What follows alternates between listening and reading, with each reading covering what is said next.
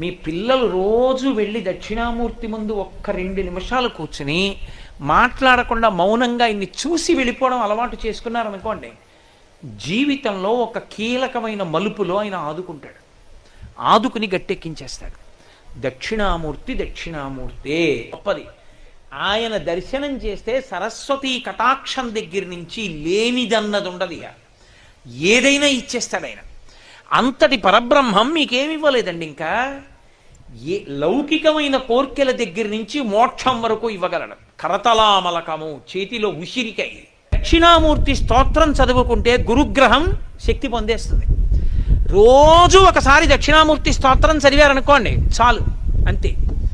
ఆడవనివ్వండి, మగనివ్వండి, పిల్లలవనివ్వండి, ప్రయోజకులు అవుతారు, చక్కగా ఉంటారు. ఏమి పెద్ద ఇబ్బంది పడిపోయి భయంకరమైన స్థితిలోకి వెళ్ళిపోకుండా కాపాడుతుంది దక్షిణామూర్తి స్తోత్రం.